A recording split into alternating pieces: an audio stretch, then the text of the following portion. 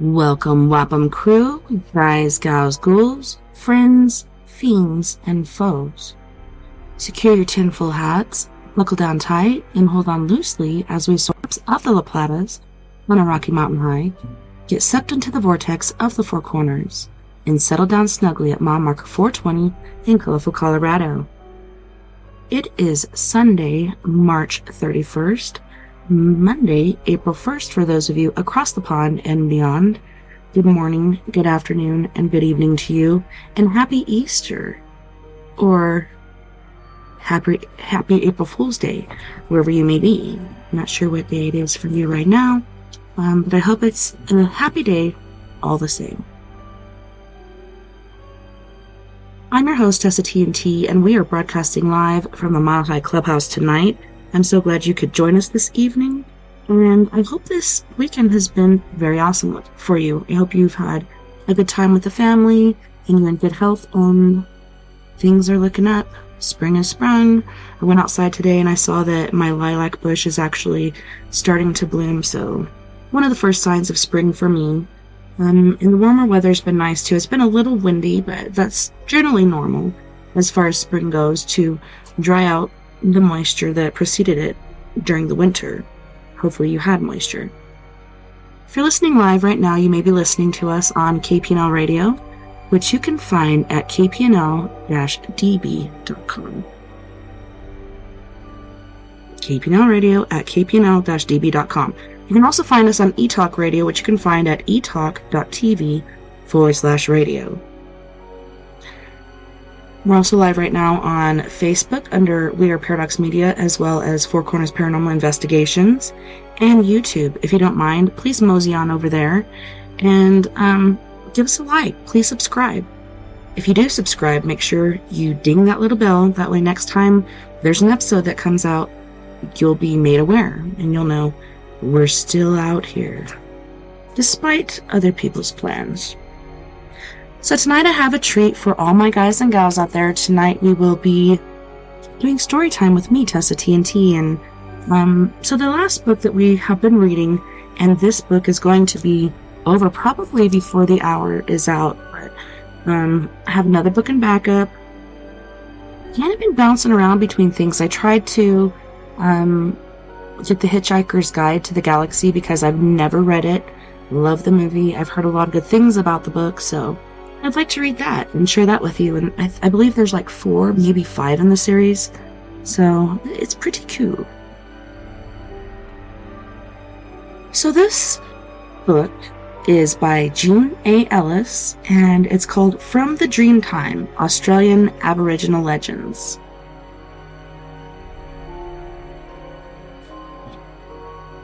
The Lizard Woman. This legend comes from a Diwan people who lived in traditional times in a very rocky area of central Australia, near the mysterious and majestic Uluru, the Great Rock, also known today as Ayers Rock. One day, long ago, in the Dreamtime, some Diwan women took their little children and went off to have a picnic. They feasted long and well, and then sang songs and danced in the sunshine. The sound of their laughing, clapping, and singing could be heard a long way off. In the midst of their fun, an old man came striding along, followed by his pack of pet dingoes. He was a cross old man at the best of times, and just now he was in the middle of some special business. He became crosser than ever when he saw the picnickers, just where he wanted to be. He did not want women and children to see what his business was, and being a bad-tempered and miserable person, he could not stand the sound of other people having fun. "I'll have to take my business somewhere else," he muttered angrily to himself as he stamped off in a different direction, his pack of dingoes behind him howling and barking in sympathy with their master's mood. The women and children heard the dingoes, and one of the women ran to see what the noise was about. She saw the pack, barking and howling, but by this time the old man was out of sight, so she did not realize they had a master and were quite tame in spite of their noise. "Oh," she screamed, "there's a pack of wild dingoes just over there. I think they saw me. They will attack us! They will eat us! All the other women and all the children foolishly believed what she said, and no one went to see for themselves. In panic, they ran to the rockiest area of all, hoping they might be able to... It says hide, but I think it means hide, among the rocks or find a cave. As they ran, they called out of their ancestor spirits to help. Seeing their fear and distress, the spirits decided to grant them help. But, as often happened, they helped in an unexpected way. In a flash, the picnickers found themselves, each and every one, changed into a tiny lizard. Lizards can scurry quickly and hide easily, so they all found safe places and then began to relax and to understand what had happened to them. They were lizards forever and proud to live out the rest of their lives among those rocks. Well, it was a good place for lizards, and still is. The lizards who live there now are timid and easily frightened, just as the first ones were. Hey Jay. Hello, happy Easter. The storytellers say that the women who first saw the dingoes and raised the alarm did not become a lizard like the rest. She was transformed instead into a tall rock which still stands there, as if she was keeping watch over her companions. Hundreds of tourists visit this area each month. They look at this lonely lookout rock, and maybe someone tells them the story. Then they try very hard not to frighten the many little lizards which scamper nervously among the rocks. The first fire. All over the world, different cultures have legends to explain how humans first discovered fire. There are several legends of this sort from various parts of Australia.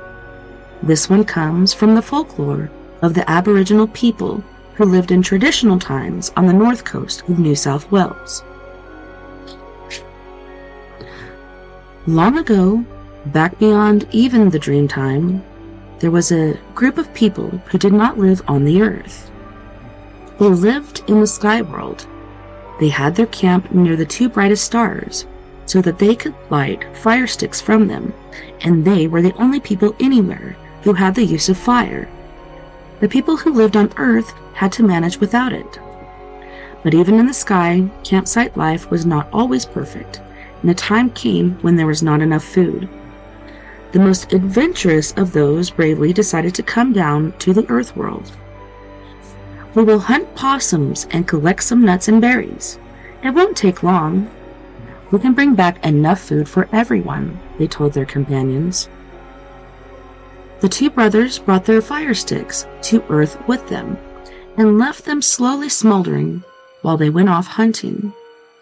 But hunting possums turned out to be more difficult than they had expected. The time drew out and the land was very quiet.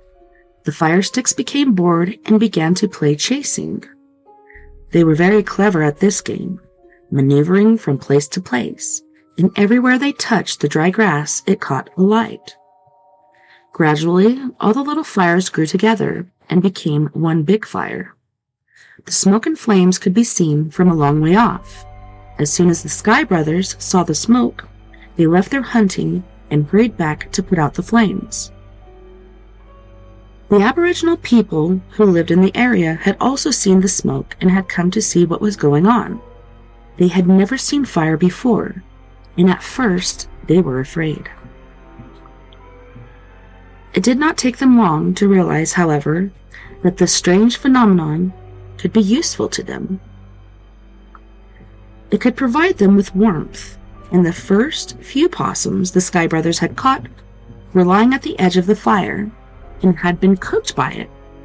The Earth people, attracted by the savory smell, examined the meat and realized they could make their own food more tender and tasty with fire.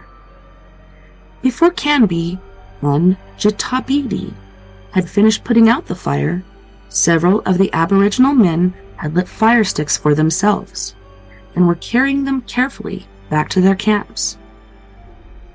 "We must watch over these carefully and keep them burning forever," they told one another. Canby and Jitabidi quickly gathered up their playful fire sticks and returned to the campsite in the sky. They were both afraid, expecting the Earth people to inflict some terrible punishment on them for having caused such a disturbance. But no one wanted to punish them. The Earth people, being in awe of their sky visitors, had not spoken, but that was not because they were angry about the burnt grass. They were just too excited and grateful for this wonderful gift from the sky. The Master Artist. The Aboriginal people of Arnhem Land have many legends about their very special ancestors. Early in the Dreamtime, there lived a great artist called Marwai. Before him, there was little in the way of art, and little variety of color. What painting there was usually got washed away in the first rain or blew away in the first big wind. It was Marwai who learnt to mix all 6 of the principal colors still used in traditional art by crushing or grinding different substances and mixing them with water or with oil from melted animal fat. His paints were not only striking in color, they also lasted well on rock or bark regardless of the weather and the passing of years. From the ochres of the rocks and earth, various mixtures of iron, lime, and clay, he made red, yellow, and brown paints. From lime, attained by crushing gypsum rock, he created white. Black he made from charcoal, and he derived gray/blue by mixing ash from the fire with oil. Marwai did not hoard his skills for himself and his group. He traveled from place to place, showing everyone who was interested how to make paints and how to use them to produce effective pictures. He shared his own precision and skill, how to paint figures in many different styles, and how to make symbolic patterns which could pass on a message to those who knew the secret. Traveling was no easier for Marwai than for anyone else. Often he had to shelter from bad weather or from danger. He did not waste that time, though. In rock crevices and caves, he painted picture stories for those who came later to enjoy and discuss. With his wonderful paintings to guide them, the artists of all the Aboriginal groups began to use their ways of expressing their beliefs. Painting became an integral part of sacred ritual forever after, with Marwai's teachings passed down from generation to generation. Art became an absorbing and expressive part of group life. The traditional people drew pictures in colored sands, and in the ordinary sand and dust. They painted them on bark, on trees, on their tools and weapons, and on flat rock surfaces. They chipped them into moss-covered areas and carved them into timber and slabs of sandstone. They painted their own bodies in intricately colored patterns and created collages by adding feathers, fur, and other natural objects. Much of this artwork, especially that which was meant to be permanent, cannot be easily understood by uninitiated people. The meaning is deeply sacred, and there were rituals involved in producing the painting itself. There are some works of art, however, which simply illustrate an entertaining story or record of a historical event, and anyone can be told about and enjoy these. It is said that the spirit of Marwai has hovered above each new generation of Aboriginal artists, guiding them. Even in very recent times, some Aboriginal artists who have become well known, like Yirawala, have said publicly that their skill in artistry is derived from the ancestor artist Marwai. The National Art Gallery in Canberra holds in trust a number of Yirawali's paintings, including several portraits of Marwai.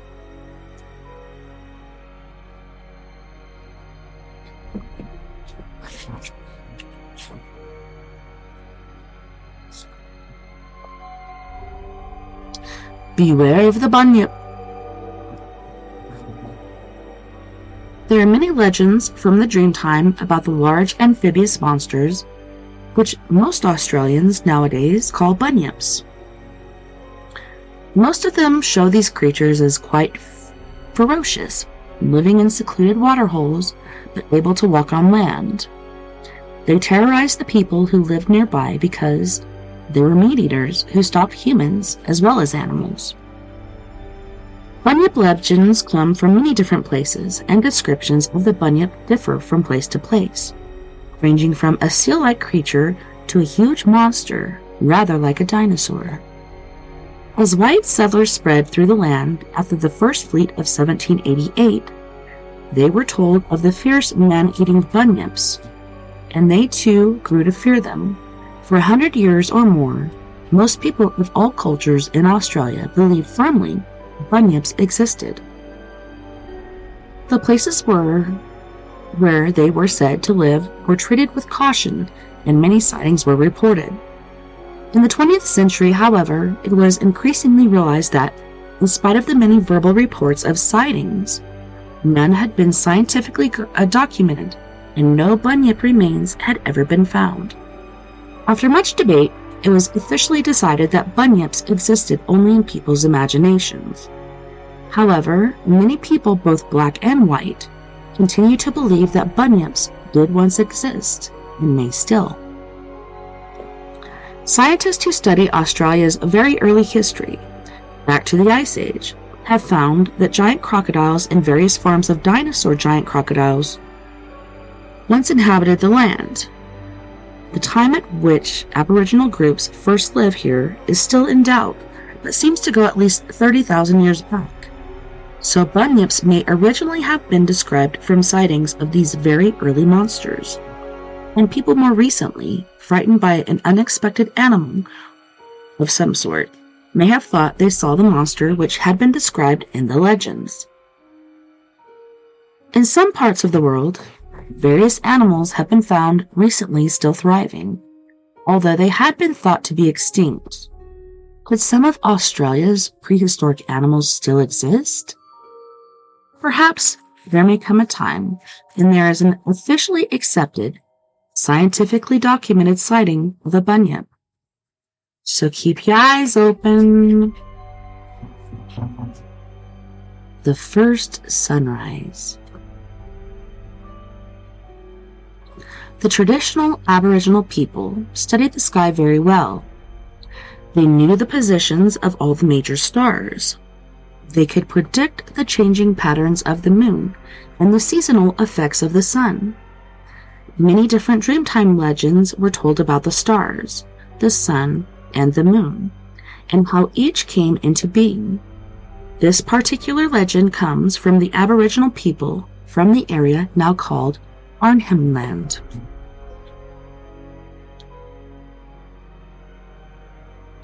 Before the Dreamtime, there was a time when the people of the world was in complete darkness. The people spent their entire lives in the dark and cold. The sun was already in its place in the upper sky and shone as it does now, but the second sky hung like a blanket beneath it, so that none of its warmth and light reached the earth. Hold on 1 second, my daughter just messaged me. Yeah, I missed out on Easter today with the family because I was sick, so give me just a moment. It looks like she's coming by. Hang on.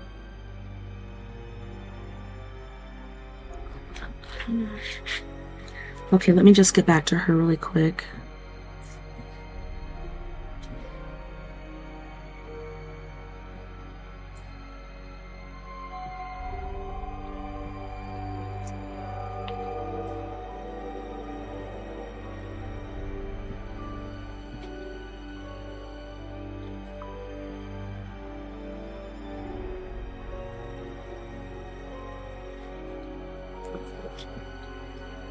It was pretty good as far as, like, I was able to, being that I got my tax returns, have a good Easter for those I love as far as, like, gifting them. I know gifts aren't the most important thing, but I was able to buy some things for all the peeps I love. Not everyone, but those closest to me. And yeah, I just hate that I missed Bungy's second Easter. My grandson, he's so precious. And then time with the kids as well, and Deanie and Charlie. I don't get to see them very often, but yeah, I woke up, did the Easter thing with the kids before they went to the ranch, and then went back to sleep until about 4, got up 8, and then got everything set up and kicked off. But yeah, I hope everyone had a good Easter, and I don't know, I hope it was pleasant. I'm not sure how many more we're going to have after this, but I'm pretty intrigued by what's going to happen with this solar eclipse. You know, it could be like the year 2000 or 2012, all these different times that people say that things are going to happen, but let's get back to the book.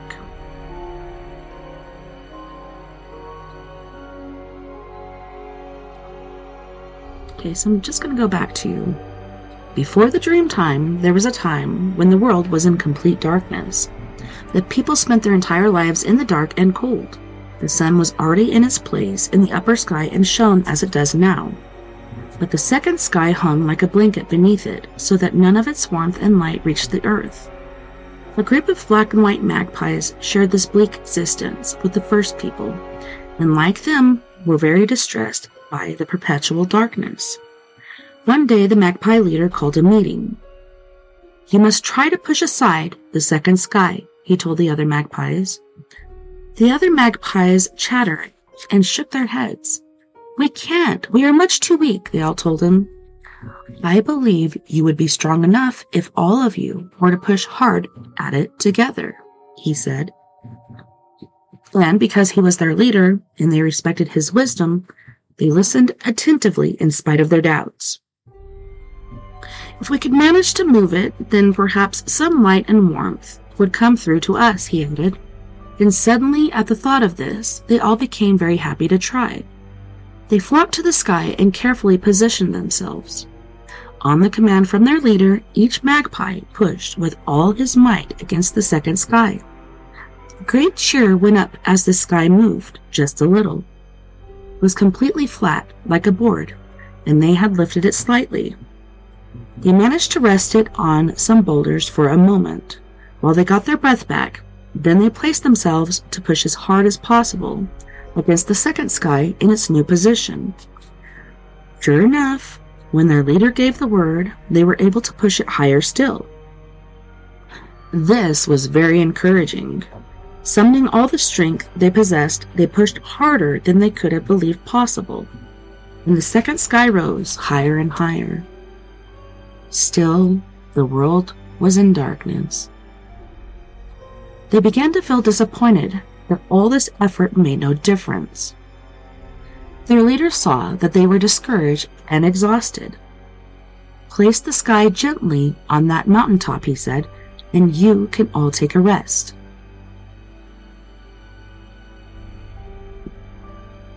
The magpies were so tired and disappointed, however, that they were a bit careless. They lost control of the heavy, flat, awkward sky, and suddenly it fell from their grasp. It crashed noisily to the earth below, splitting into hundreds of pieces.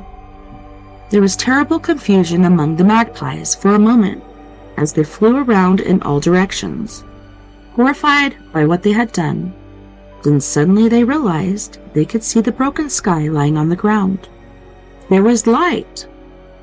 The sun was no longer hidden from view, and they turned and looked at the upper sky. What a magnificent sight it was!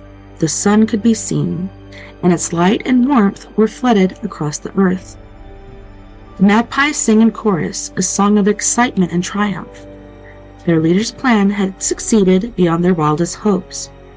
As they flew round in delight, they watched the people of the whole earth, who had stopped in their tracks and tasked, and were looking up in awe and wonder at the sun and at the celebrating magpies. The people all began to dance and sing, and the magpies also danced and sang with them. It was the most exciting day in all their lives.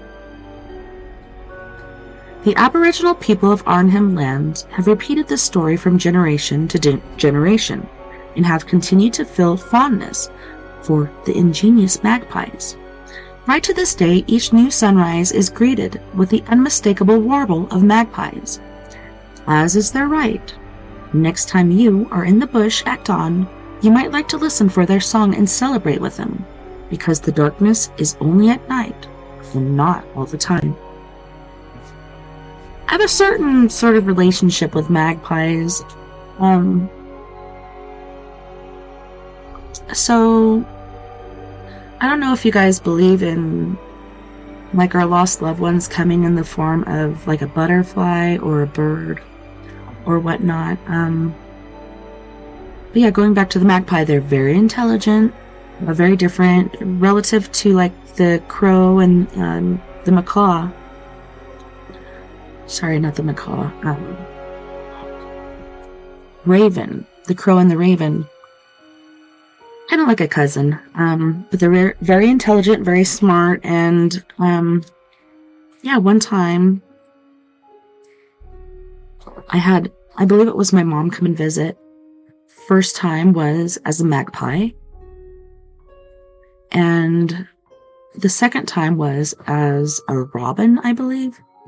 But yeah, that was pretty interesting. And I also had to save a magpie from the front porch. It got in and was confused by all the windows and couldn't find its way out. So I had to take my shirt that I got from my grandpa and throw it at him and wrap him up and then let him or her go.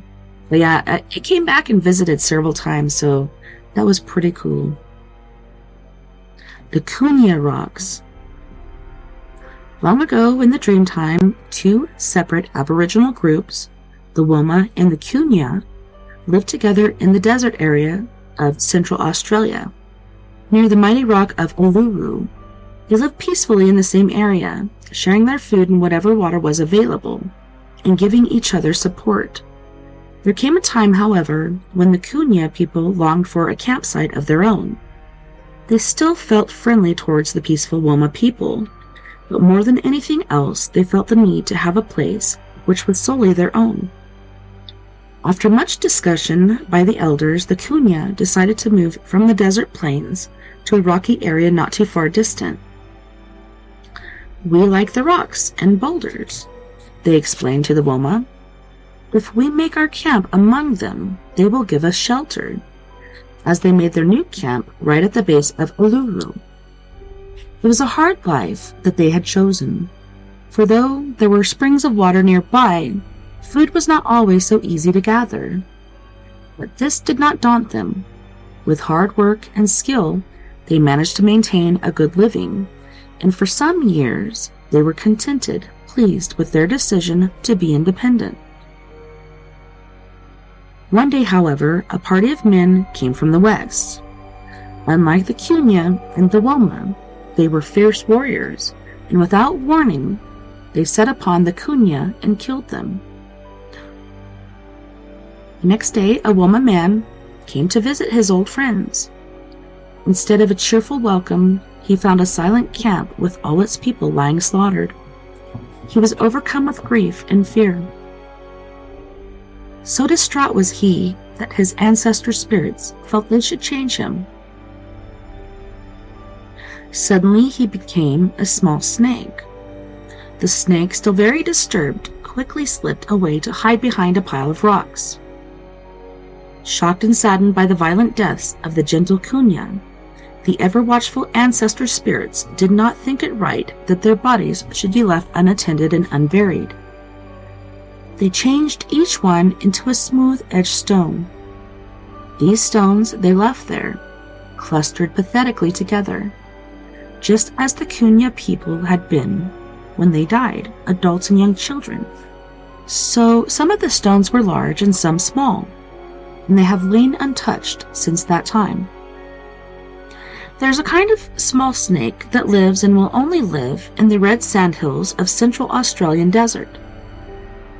To this day, that kind of snake nervously hides behind rocks and in crevices, just like the grief-stricken Woma man, who became the first of them.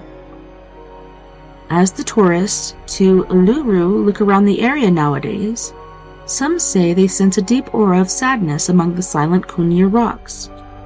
Anyone who knows this story can understand why it should be so.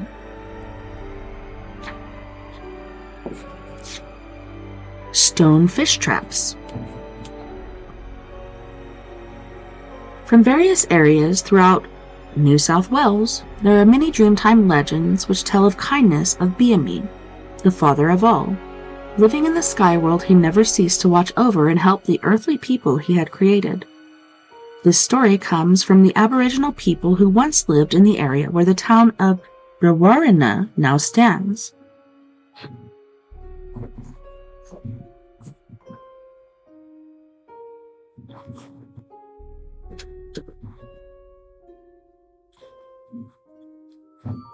In the Dreamtime, the people of this area became bored with eating the birds and possums and kangaroos they knew how to catch. They wanted to eat fish as well, as they saw some of the other creatures did. The spears they had were heavy and long, ideal for hunting land animals, but difficult to throw fast enough to catch a fish in their hands or with a lucky spear thrust. But they found no way to catch fish regularly. One day, the elders of the group had a long discussion. Since nothing they could think of themselves has worked, they decided to ask their creator, Biami, for help. To show their respect for the father of all, they prepared themselves by painting their bodies and putting on very beautiful and elaborate decorations. Then the young men produced a spectacular corroboree. They had created a dance which mimed their desperation, and as the dancers sprang and tumbled, the rest of the group clapped and chanted a special song which asked Biami for help. Biami looked down from his sky world. He saw how carefully they had prepared their corroboree to please him. He watched the talented dancers, and he listened as the chanting echoed on and up through the darkness of the night, and he was as pleased as they had hoped. "They are clever and creative people," he told his spirit friends. "They deserve to be helped, so I will show them how to catch many fish." He called for his two sons and transformed them to look like earthly men, and then he sent them down to help. Quickly, they found their way to the group's camp and introduced themselves. "We have come to help you. Our father Biami has sent us." The people were delighted with this answer to their plight, and each of them was happy to do whatever was asked. The two brothers told them that, to begin with, they should gather as many stones as possible and carry them to the river's edge, and everyone quickly joined in the work. Then the brothers showed them how to use the stones to build walls in the water, arranged so that they would become traps for the fish. Everyone watched and listened and learned. Within a few days, directed by Biami's sons, they had constructed several large, strong, circular walls. Now they could see exactly what they had achieved. Whenever the water in the river rose, it would be higher than the walls, and the fish would swim over them. When the water fell again, fish would be left stranded in the walled-up sections. Then it would be quite easy to catch them. They were very excited, wondering when the next rain would fall to raise the water. Biami's sons had completed the task he had given them. They said goodbye to their new friends and returned to their father in the sky world.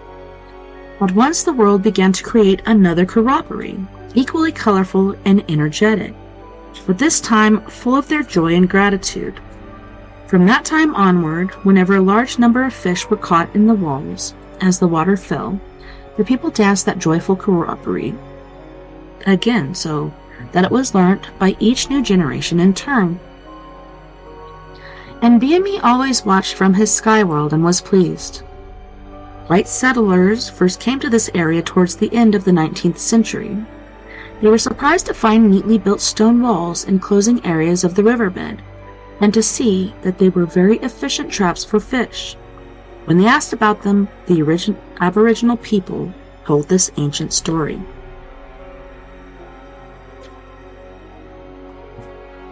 The Lightning Man. Today, scientists can't explain the cause of lightning. We accept it as a natural phenomenon. Traditional Aboriginal people accepted it too, but like many people today, they were cautious of it. There are Dreamtime legends from many areas about lightning and its sometimes terrible effects. The legends vary from place to place, but many of them agree in depicting lightning as an element of rage. This legend is from Arnhem Land, where the lightning was always been given human form. The lightning man was called Walu Anayu.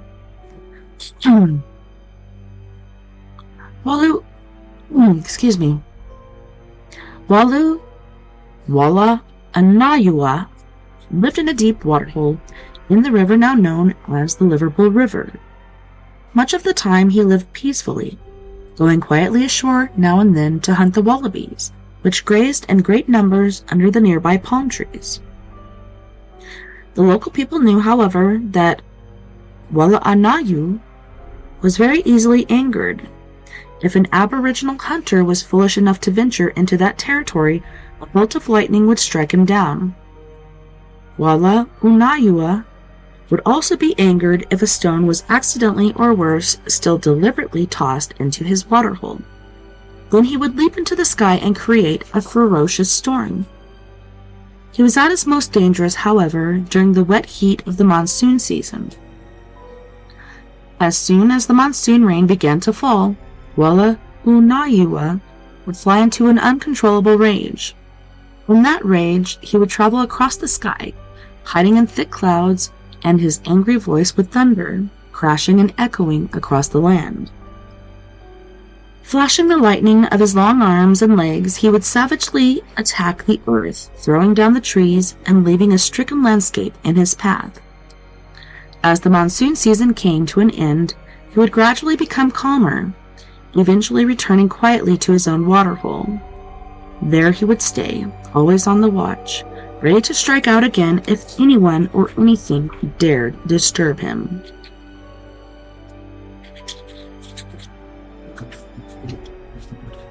The first kangaroos. The traditional Aboriginal people of Arnhem Land handed down a vast collection of Dreamtime legends. Many of them explain the origins or the special characteristics of the various animals who were such an important part of everyday life for one generation after another. Very early in the beginning of the Dreamtime, there were no kangaroos in this land. A group of men were out hunting one day, when suddenly they were hit by the worst windstorm they had ever experienced. Large trees were blown over, small ones were carried away into the sky, and huge boulders were tossed around like pebbles in a children's game. The hunters were lucky to reach the safety of a cave. They sat in its shelter and watched the storm take its course. After a while, they were amazed to see a band of animals being carried across the sky by the wind. They had never seen animals of this sort before. The men shook their heads in bewilderment. As they discussed this extraordinary sight and realized that the creatures must have been brought by the wind from a distant place that no one in their group had ever visited. The animals were quite large and covered in fur. They had small heads and short front legs. It was obvious that they were very distressed at being blown through the wild air. Frantically, they kept stretching out their hands, legs, and their tails in an effort to make contact with the ground. The hunters watched keenly from their cave as the animals strained and battled desperately against the wind. At last, some of them did manage to find a toehold and a tailhold and anchored themselves to solid earth. The windstorm began to pass, and the animals which had forced their way down were left behind. The watching hunters could now see that the animals had overstretched themselves in order to desperately reach the ground. Their hind legs and tails were elongated out of all proportion to the rest of their bodies. It really looked quite strange, but the animals themselves did not seem particularly upset, because they were so pleased to be on steady ground that nothing else mattered. So far, the hunters had been watching all this as an amazing event that would make a good story. They took it for granted that the animals would run away immediately, trying to get back to their own land. It seemed, however, that although the animals were tired and bewildered, they were also inquisitive. They began to look for shade, grass, and water, and quickly found them. This was exactly the sort of place they liked, and it soon became clear that they had decided to stay. Today, kangaroos roam wild and free in great numbers in Arnhem Land, as they do in most other bush and mountain areas of Australia. I heard a rumor recently, and I actually think I saw it on some news channel that I follow, but there have been kangaroos sighted in the northeast of America? Pretty trippy. Flowers of blood. The Aboriginal people who lived in traditional times in the area now known as Central Australia handed down a wealth of Dreamtime legends, which are complex and varied in content. This is rather a sad one. Hurlamil was a pretty young girl, kind and carefree. She fell in love with a fine young man called Barola, and they wanted to get married. But it was the elders who made the rules about marriage. "You must marry Chilta," they told Hurlamil. "But I don't like him," she protested. "He's old and cross." "That is true," the elders admitted, "but he says he will be good to you. You must obey our decision." When she heard this, she began to cry. When Barola saw her, he tried to comfort her. "What can we do?" she sobbed. "We could run away," he suggested. Hurlamil agreed, although she knew it was dangerous. The young couple waited until after dark, and then together they left that camp. They journeyed a long way, and at last came to the shores of the beautiful lake where some of the Barola's relatives were living. Here they were married, and together they lived happily for many seasons. Trilta did not forget Hurlamil, however. He was filled with rage and hatred whenever he thought of how he had been tricked, and he planned his revenge. He kept trying to find out where the young couple had gone, and at last he heard of them from some traveling hunters. He decided to take some men with him and attack the lakeside camp, and he chose his companions carefully. Cruel and mean fighters, they crept up stealthily on the peaceful camp by night, and without warning attacked the sleeping people. Aroused suddenly, the lakeside people fought bravely, but surprise gave the advantage to the attackers. Everyone in the camp was killed, including Hurlamil and Barola. It was a cruel battle. By the time Trilta and his friends walked away, the grassland all around was stained with blood. The ancestor spirits watching from the sky world were very distressed. They knew that Hurlamil, Barola, and the friends who had accepted them had been good people who did not deserve to die in such a way. So distressed were the spirits, in fact, that they cried for many days. Their tears rolled without ceasing into the nearby lakes, so that the water in them became quite salty. One season later, cruel Chilta went back to the shores of the lake to gloat over the bodies of the people he had killed and enjoy his victory. He was still proud of the cowardly revenge he had taken, but he found no bodies to gloat over. Instead, there were mass upon mass of beautiful scarlet flowers, which the ancestor spirits had caused to grow from the blood of the good people who had been murdered. In this way, they had ensured that they would not be forgotten. When Chilta saw the flowers, he realized what had happened, and he became very frightened. Those same spirits might be hovering overhead at that very moment. Watching him, he turned to run away. As he did so, a spirit spear flew through the air and struck him in the back. Spirit spears do not miss. He fell dead and was instantly changed into a pebble. indistinguishable from all the rest that had been under his feet a moment before. To this day, the inland lakes of that area hold only salt water, as if the ancestor spirits' tears remain, bearing witness to their grief. Bright red flowers such as Tilta still bloom in great numbers in the outback of Central Australia. Most people call them Stewart's Desert Pea, but those who know the story of Perlimo and Barola call them flowers of blood.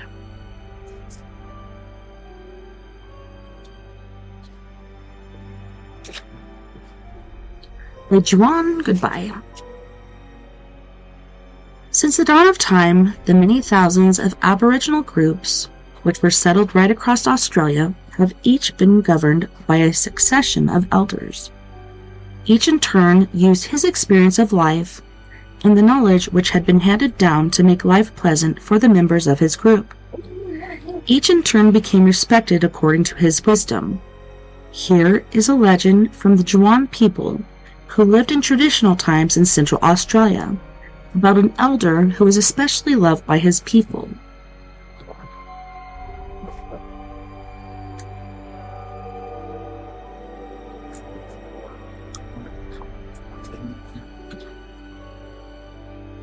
A large and widespread group had one elder who had done more than any other to help them.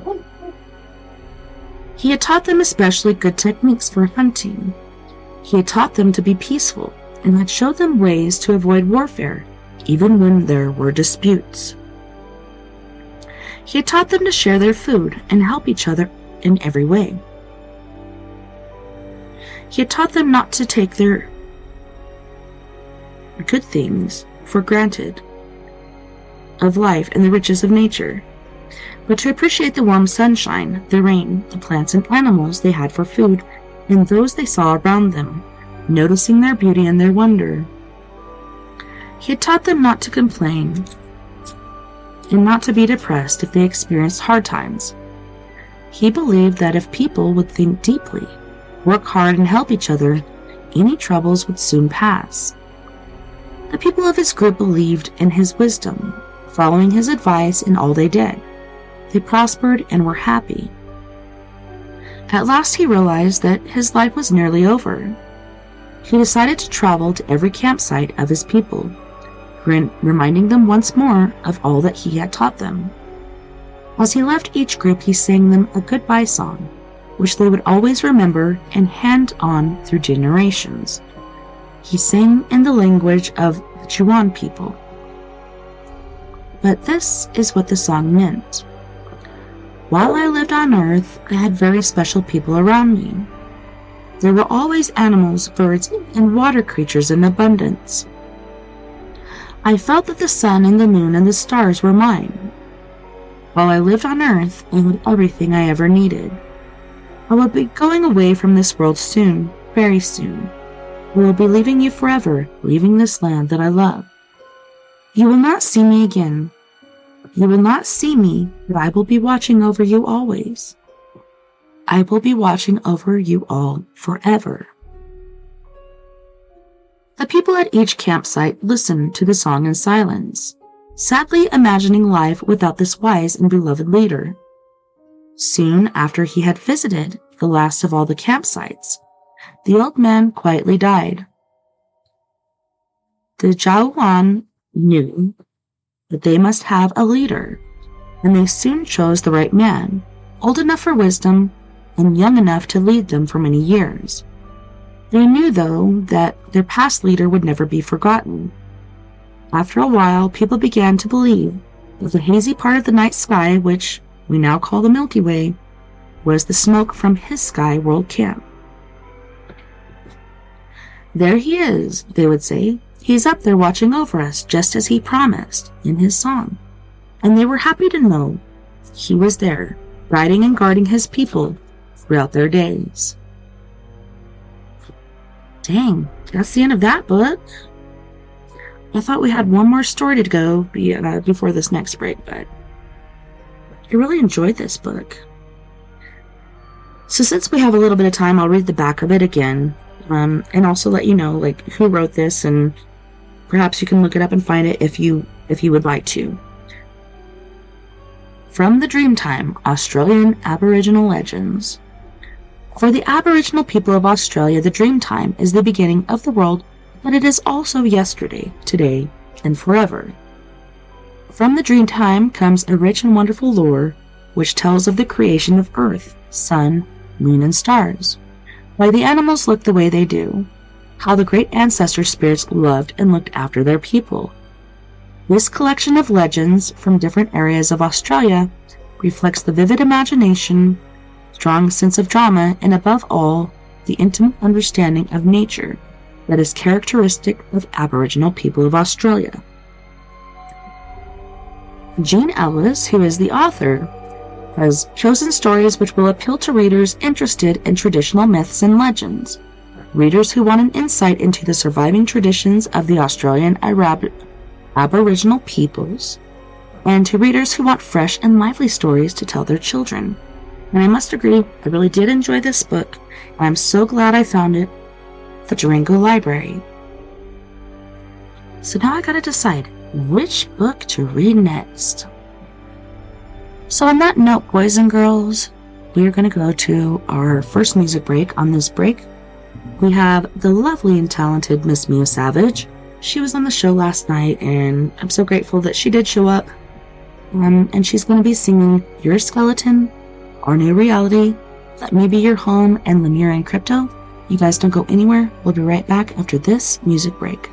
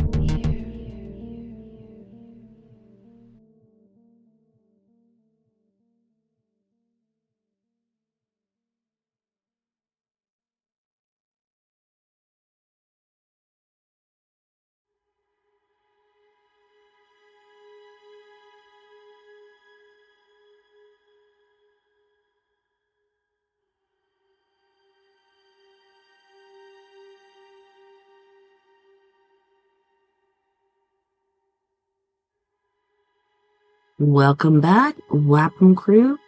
Happy Easter. Thanks so much for hanging out with me tonight, or downloading and listening later if that's how you choose to do it. It's all good. I still feel you. So we just finished our book from the Dreamtime, Australian Aboriginal Legends by Jean A. Ellis. And I had a few books stacked up, can't find exactly where they're at.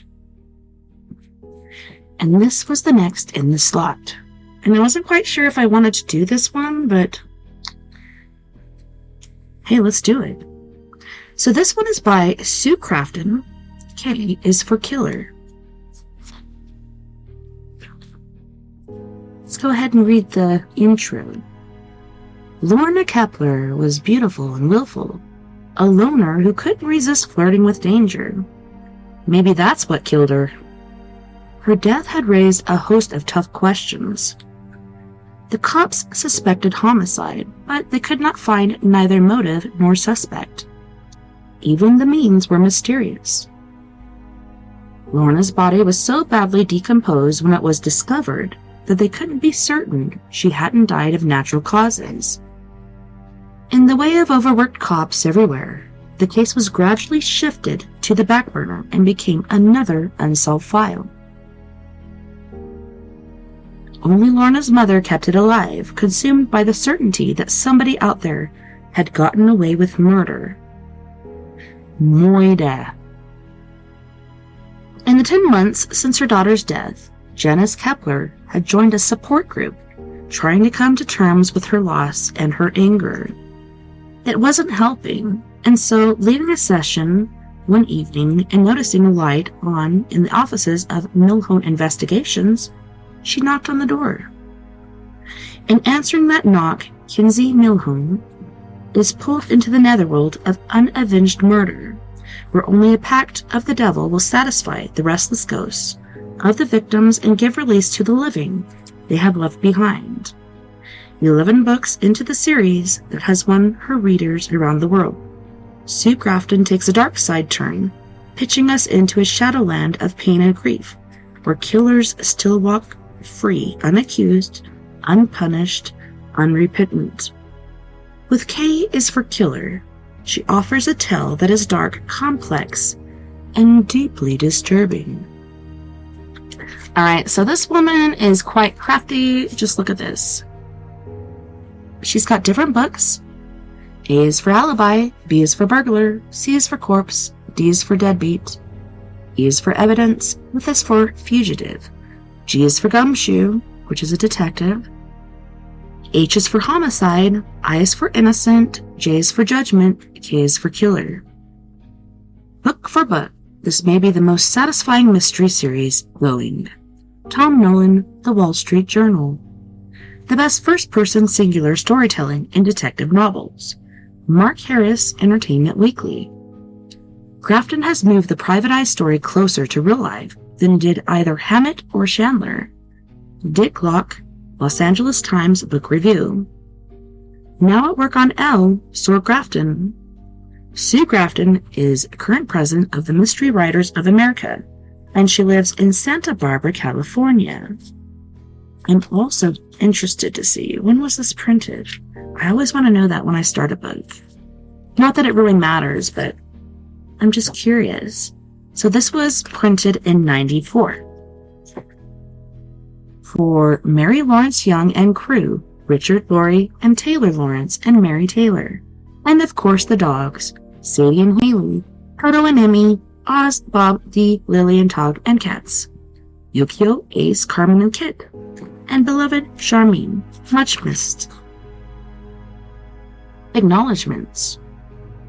The author wishes to acknowledge the invaluable assistance of the following people: Stephen Humphrey, Susan Ahorinian,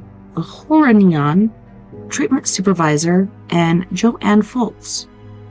Catterwater Treatment Plant, Larry Gillespie, Santa Barbara County Coroner, Lieutenant Terry Bristol, Santa Barbara County Sheriff's Office, Detective Tom Miller, Santa Barbara Police Department, Jody Knoll, Wells Fargo Bank, Michael Creek, KMGQ, Hildy Hoffman, Secretary to the Mayor and Council City of Santa Barbara, Toki Shink, RN, and the CCU nursing staff, Santa Barbara Cottage Hospital, Bobby Klein, RN, BS Director of Emergency Room, Santa Barbara Cottage Hospital, and Craig Wirtz, Clean Pools, Santa Barbara.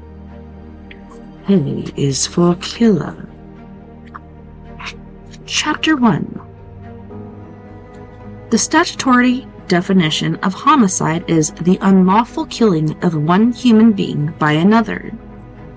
Sometimes the phrase with malice is employed, the concept serving to distinguish murder from the numerous other occasions in which people deprive each other of life. Wars and executions coming foremost to mind. Malice in the law doesn't necessarily convey hatred or even ill will, but refers instead to a conscious desire to inflict serious injury or cause death. In the main, criminal homicide is an intimate, personal affair, insofar as most homicide victims are killed by close relatives, friends, or acquaintances. Reason enough to keep your distance, if you're asking me. In Santa Teresa, California, approximately 85% of all criminal homicides are resolved, meaning that the assailant is identified, apprehended, and the question of guilt or innocence is adjudicated by the courts. The victims of unsolved homicides I think of as the unruly dead, persons who reside in a limbo of their own, some state between life and death, restless, dissatisfied, longing for release. It's a fanciful notion for someone not generally given to flights of imagination. But I think of these souls locked in an uneasy relationship with those who have killed them. I've talked to homicide investigators who've been caught up in similar reveries, haunted by certain instant in their desire for vindication. In the hazy zone, where wakefulness shades and fades into sleep, in that leading moment, just before the mind sinks below consciousness, I can sometimes hear them murmuring. They mourn themselves. They sing a lullaby of murdered. They whisper the names of their attackers, those men and women who still walk the earth, unidentified, unaccused, unpunished, unrepentant. On such nights, I do not sleep well. I lie awake listening, hoping to catch a syllable, a phrase, straining to discern in that roll call of conspirators the name of one killer. Lorna Kepler's murder ended up affecting me that way, though I didn't learn the facts of her death until months afterward. It was mid-February, a Sunday, when I was working late. Little Miss Virtue, organizing itemized expenses and assorted business receipts for my tax return. I decided it was time to handle matters like a grown-up, instead of shoving everything into a shoebox and delivering it to my accountant at the very last minute. Talk about cranky! Each year, the man positively bellows at me, and I have to swear I'll reform, a vow I take seriously, until tax time rolls around again and I realize my finances are in complete disarray. I was sitting at my desk in the law firm where I rent office space. The night outside was chilly by the usual California definition, which is to say 50 degrees. I was the only one on the premises, ensconced in a halo of warm, sleep-induced light, while the other offices remained dark and quiet. I just put on a pot of coffee to counteract the narcolepsy that afflicts me at the approach to money matters. I laid my head on the desk, listening to the soothing gargle of the water as it filtered through the coffee maker. Even the smell of mocha java was not sufficient to stimulate my torpid senses. Five more minutes, and I'd be out like a light, drooling on my blotter, with my right cheek picking up inky messages in reverse. I heard a tap at the side entrance, and I lifted my head, tilting an ear in that direction, like a dog on alert. It was nearly 10 o'clock, and I wasn't expecting any visitors. I roused myself, left my desk, and moved out into the hallway. I cocked my head against the side door leading out into the hall. The tap was repeated, much louder. I said, "Yes?" I heard a woman's muffled voice in response. "Is this Milhone Investigations?" "We're closed." "What?" "Hang on." Put the chain on the door and opened it a crack, peering out at her. She was on the far side of 40. Her outfit of the urban cowgirl sort, boots, faded jeans, and a buckskin shirt. She wore enough heavy silver and turquoise jewelry to look like she would clink. She had dark hair nearly to her waist, worn loose, faintly frizzy, and dyed the color of oxblot shoes. "Sorry to bother you, but the directory downstairs says there's a private investigator up here in the suite. Is he in, by any chance?" Well, more or less," I said. "But these aren't actual office hours. Is there any way you can come back tomorrow? I'll be happy to set up an appointment for you once I check my book."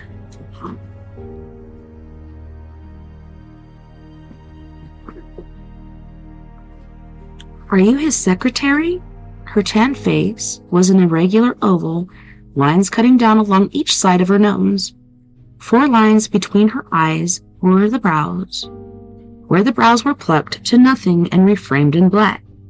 She'd used the same sharpened pencil to line her eyelids too, though she wore no other makeup that I could see. I tried not to sound irritated since the mistake is not uncommon. "I'm him," I said. "Milhone Investigations. The first name is Kinsey." "Did you tell me yours?" "No, I didn't. And I'm sorry. I'm Janice Kepler. You must think I'm a complete idiot." "Well, not complete," I thought. She reached out to shake hands and then realized the crack in the doorway wasn't large enough to permit contact. She pulled her hand back. "It never occurred to me that you'd be a woman. I've been seeing the Milhone Investigations on the board in the stairwell. I come here for a support group once a week down a floor. I've been thinking I'd call, but I guess I never worked up my nerve. Then tonight, as I was leaving, I saw the light on from the parking lot. I hope you don't mind. I'm actually on my way to work, so I don't have that long." "What sort of work?" I asked, stalling. "Shift manager at Frankie's coffee shop on Upper State Street. 11 to 7, which makes it hard to take care of any daytime appointments." Sorry, I just gotta check my speaker really quick. Okay, I'm on.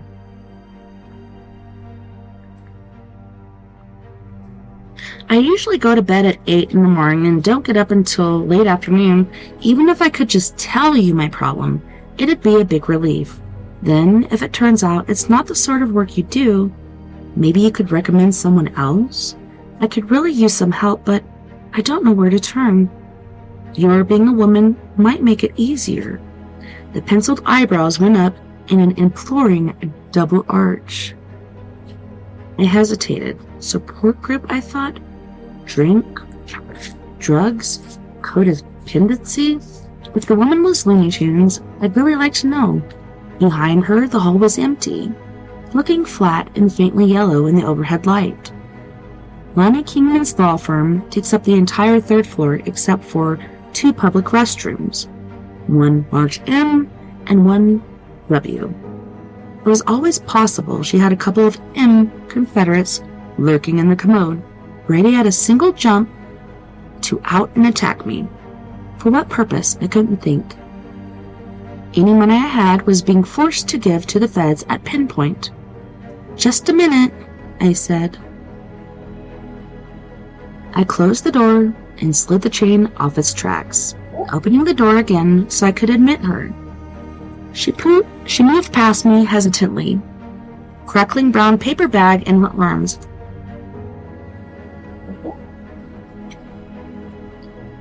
Her perfume was musky, the scent reminiscent of saddle soap and sawdust. She seemed ill at ease, her manner infected by an edgy combination of apprehension and embarrassment. The brown paper bag seemed to contain papers of some sort. This was in my car. I didn't want you to think I carried it around with me ordinarily. I'm in here, I said. I moved into my office with the woman close on my heels. I indicated a chair for her and watched as she sat down, placing the paper bag on the floor. I pulled up a chair for myself. I figured if we sat on opposite sides of my desk, she'd check out my deductible expenses, which were none of her business. I'm the current ranking expert at reading upside down and seldom hesitate to insert myself into matters that are not my concern. What support group? I asked. I just have to mention I can read upside down too, and it's kind of weird. It's for parents of murdered children. My daughter died here last April, Lorna Kepler. She was found in her cottage over by the mission. I said, "Oh, yes, I remember, though I thought there was some speculation about the cause of death." "Not in my mind," she said tartly. "I don't know how she died, but I know she was murdered, just as sure as I'm sitting here." She reached up and tucked a long ribbon of loose hair behind her right ear.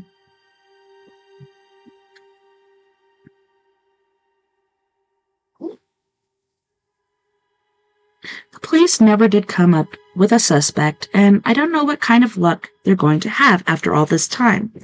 Somebody told me for every day that passes, the chances diminish, but I forget the percentage. Unfortunately, that's true. She leaned over and rooted in the paper bag, pulling out a photograph and a billfold frame. "This is Lorna.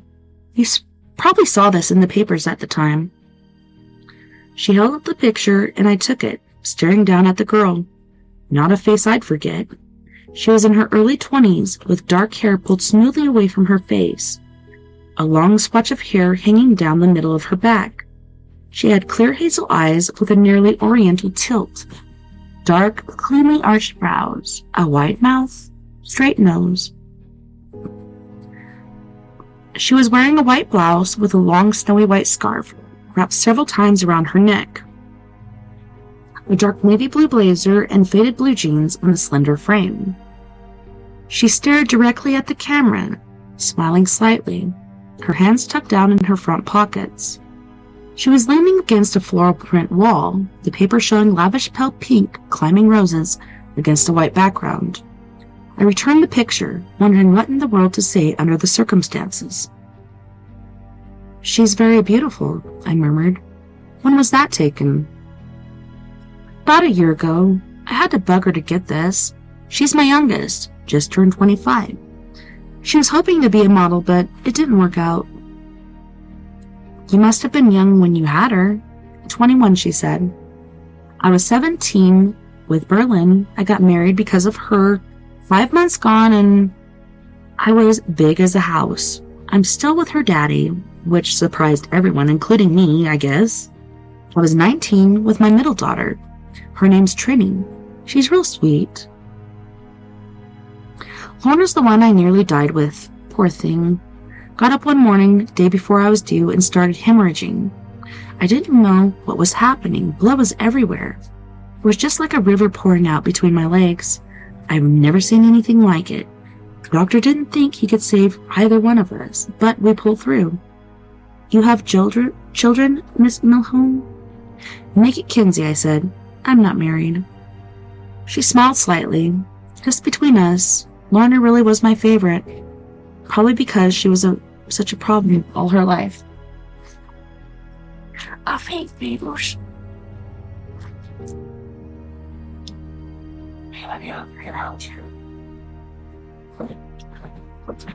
I just got a special delivery. I got a Reese's peanut butter bunny and some Reese's hatch phrases. So I guess they're little tiny eggs or something. Hi, Sister Sandra. Yeah, Vern just delivered me some chocolate peanut butter goodies.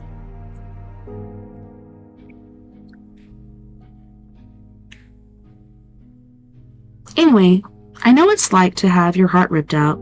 I probably look like an ordinary woman, but I'm a zombie. The living dead, maybe a little bit cracked. We've been going to this support group. Somebody suggested it, and I thought it might help. I was ready to try anything to get away from the pain. Mace, that's my husband, went a few times and then quit. He couldn't stand the stories, couldn't stand all the suffering compressed in one room. He wants to shut it out, get shed of it, get clean. I don't think it's possible, but there's no arguing the point. To each his own, as they say. I can't even imagine what it must be like, I said.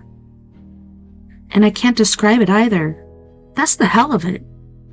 We're not like regular people anymore. You have a child murdered, and from that moment on, you're from some other planet. You don't speak the same language as other folks. Even in this support group, we seem to speak different dialects. Everybody hangs on to their pain, like it was some special license to suffer. You can't help it. We all think ours is the worst case we ever heard. Lorna's murder hasn't been solved, so naturally, we think our anguish is more acute because of it. Some other family, maybe their child's killer got caught and he served a few years, now he's out on the street again, and that's what they have to live with, knowing some fellas walking around smoking cigarettes, drinking beers, having himself a good old time every Saturday night while their child is dead. Or the killer's still in prison, and he'll be there for life, but he's warm, he's safe. He gets 3 meals a day and the clothes on his back. He might be on death row, but he won't actually die. Hardly anybody does unless they beg to be executed. Why should they? All those soft-hearted lawyers go to work, systems set up to keep them alive, while our kids are dead for the rest of time. Painful, I said. Yes, it is. I can't even tell you how much that hurts. I sit downstairs in that room and I listen to all the stories, and I don't know what to do. It's not like it makes my pain any less, but at least it makes it part of something. Without the support group, Lorna's death just evaporates. It's like nobody cares. It's not even something people talk about anymore. We're all of us wounded, so I don't feel so cut off. I'm not separate from them. Our emotional injuries just come in different forms. Her tone throughout was nearly matter-of-fact, and the dark-eyed look she gave me then seemed all the more painful because of it. I'm telling you all this because I don't want you to think I'm crazy. At least, any more than I actually am. You have a child murdered, and you go berserk. Sometimes you recover and sometimes you don't. What I'm saying is, I know I'm obsessed.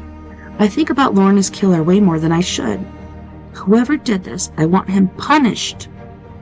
I want this laid to rest. I want to know why he did it. I want to tell him face to face exactly what he did to my life the day he took hers. The psychologist who runs the group, she says I need to find a way to get my power back. She says it's better to get mad than to go on feeling heartsick and defenseless, so that's why I'm here. I guess that's the long and short of it. Taking action, I said. You bet. Not just talking. I'm sick and tired of talk. It gets nowhere. You're going to have to do a bit more talking if you want my help. You want some coffee? I know that. I'd love some. Black is fine. I filled 2 mugs and added milk to mine, saving my questions until I was seated. I reached for the legal pad on my desk and picked up a pen. I hate to make you go through the whole thing again, but I really need to have the details, at least as much as you know. I understand. Maybe that's why it took me so long to come up here.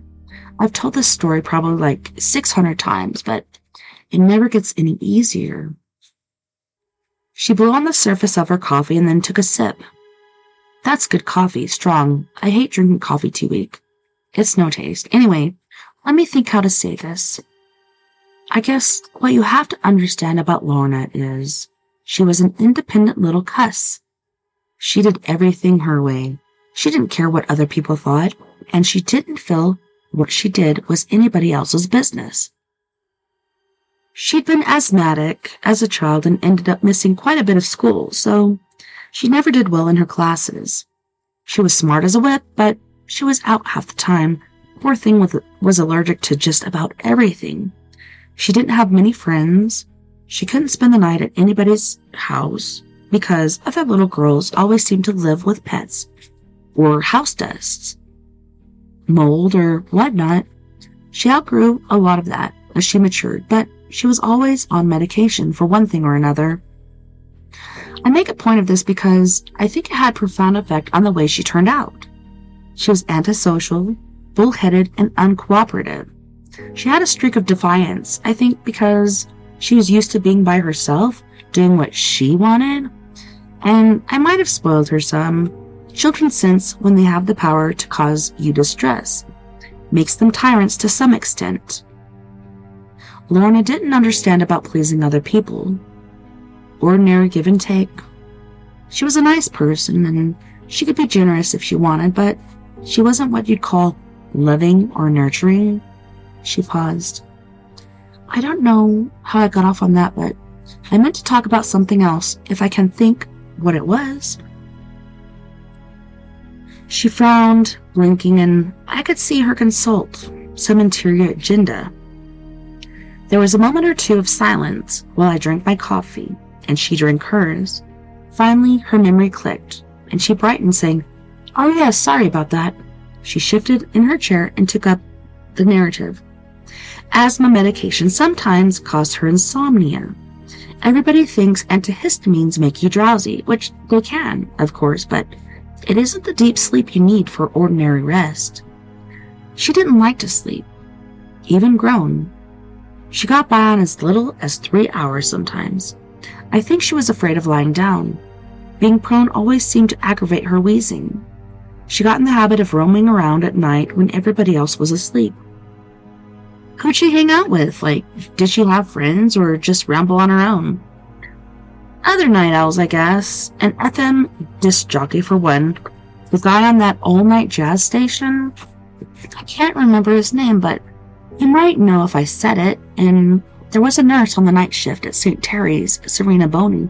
Lorna actually worked for Serena's husband at the water treatment plant.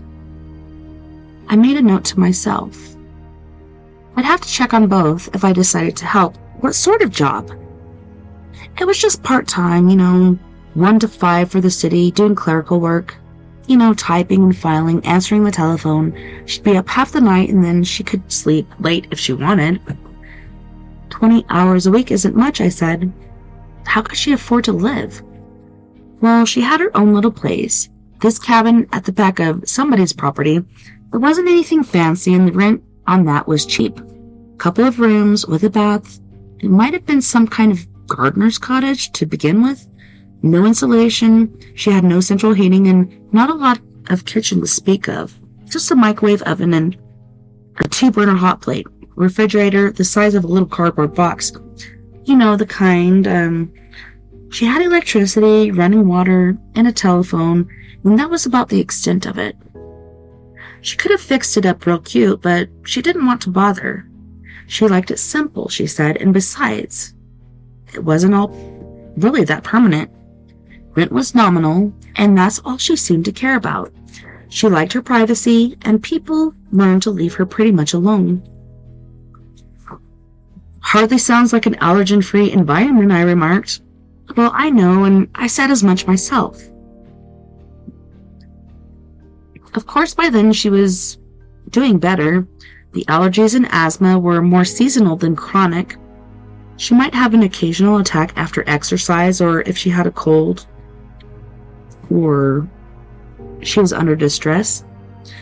The point is, she didn't want to live around other people. She liked the feel of being in the woods. The property wasn't all that big. 6 or 7 acres with a little 2-lane gravel road coming in along the back. I guess it gave her a sense of isolation and quiet. She didn't want to live in some apartment building with tenants on all sides, bumping and thumping and playing loud music. She wasn't friendly. She didn't even like to say hi in passing. That's just how she was. She moved into the cabin, and that's where she stayed. So, you said she was found at the cabin? Do the police think she died there as well? I believe so. Like I said, she wasn't found for some time, nearly 2 weeks, they think, from the state she was in. You hadn't heard from her, but I didn't think much about it. I talked to her on Thursday night, and she told me she was taken off. I assumed she meant that night, but she didn't say as much. At least, not that I remember. If you recall, spring came late last year, and the pollen count was high, which meant her allergies were acting up. Anyway, she called and said she'd be out of town for about a week or two. She was taking time off from work and said she was driving up to the mountains to see whatever snow was left. Ski country was the only place she found relief when she was suffering. She said she'd call when she got back, and that was the last I talked to her. I'd begun to scribble notes. What date was this? April 19th. The body was discovered May 5th. Where was she going? Did she give her destination? Okay, so now I'm kind of tripped out because this is lining up kind of with our calendar, and my niece's murder happened about this time too, so kind of trippy. Anyways, she mentioned the mountains, but she never did say where. You think that makes a difference? I'm just curious, I replied. April seems late for snow. It would have been a cover story if she was going somewhere else. Did you get the impression she was concealing something? And I also have to say, supposed to be spring, saw the buds blooming today, and then it started to snow. Freaking Colorado weather. Well, Lorna's not the kind to confide details. My other two, if they're going off on vacation, we all sit around poring over the travel brochures and hotel accommodations, like right now.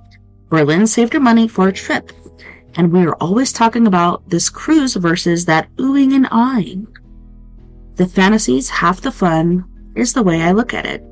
Lorna said that just set up a lot of expectations and then reality would disappoint. She didn't look at anything the way other people did. At any rate, when I didn't hear from her, I figured she was out of town. She wasn't one to call much anyway, and none of us would have any reason to go to her place if she was gone. She hesitated, embarrassed. I can tell I feel guilty. Just listen to how much explanation I'm going into here. I just don't want to seem like I didn't care. It doesn't sound like that. That's good, because I love that child more than life itself. Tears rose briefly, almost like a reflex, and I could see her blink them away. Anyway, it was someone she'd done some work for who finally went back there. What was her name? Oh, Serena Bonney. I glanced at my notes. She's the nurse? That's right. What kind of work did Lorna have done for her? She house sat. Lorna looked after Miss Bonney's dad sometimes. As I understand it, the old fellow wasn't well, and Miss Bonney didn't like leaving him by himself. I guess she was trying to make arrangements to leave town and wanted to talk to Lorna before she made reservations. Lorna didn't have any answering machine. Miss Bonney called several times and then decided to leave a note on her front door. When she got close, she realized something was wrong. Janet broke off, not with emotion, but with the unpleasant images that must have been conjured up. After 2 weeks undiscovered, the body would have been in very poor shape.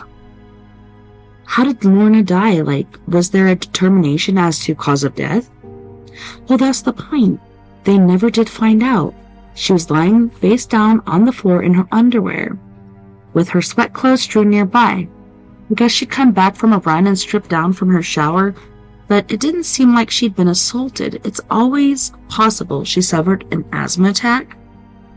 But you don't believe it. No, I don't, and the police didn't either.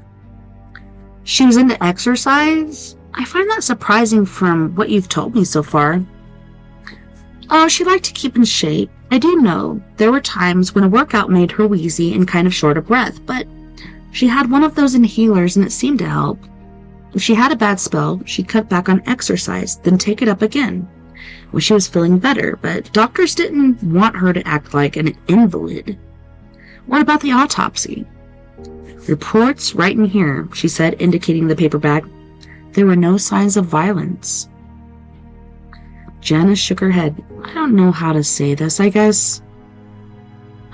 Because of putrefaction, they weren't even sure it was her at first. It wasn't until they compared her dental records that she was identified. I'm assuming the cause was handled as homicide? Well, yeah, but even with the cause of death undetermined, it was considered suspicious. They investigated as a homicide, but then nothing turned up. Now it seems like they dropped it. You know how they do those things. Something else comes along, and they concentrate on that. Sometimes there isn't sufficient information to make a finding in a situation like that. It doesn't mean they haven't worked hard. Well, I understand, but I still can't accept it. I noticed that she had ceased to make eye contact, and I could feel the whisper of intuition crawling up along my spine. I found myself focusing on her face, wondering at her apparent uneasiness. Janice, is there something you haven't told me? Her cheeks began to tint as if she were being overtaken by a hot flash. I was just getting to that.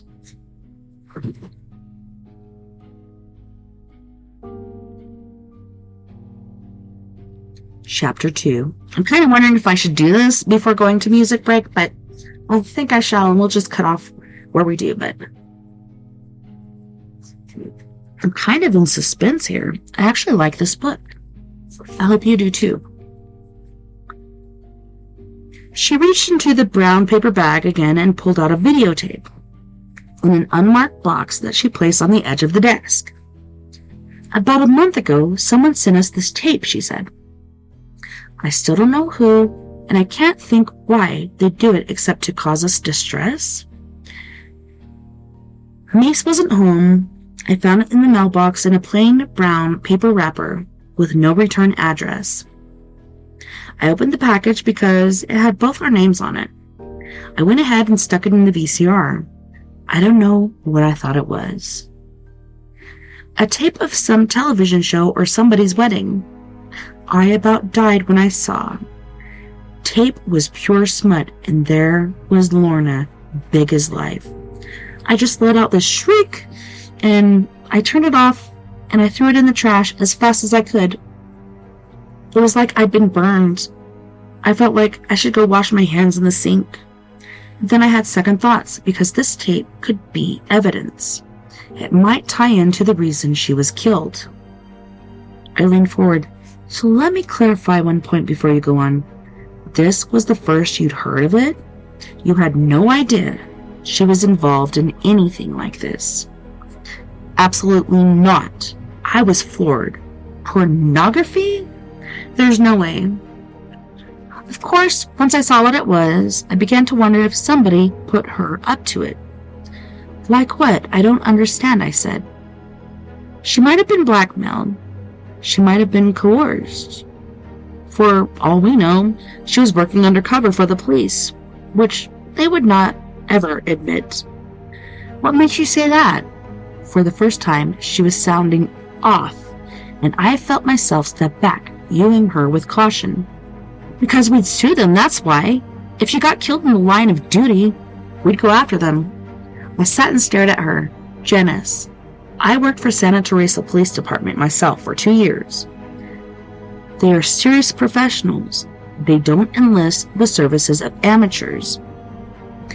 In a vice investigation, I find that hard to believe.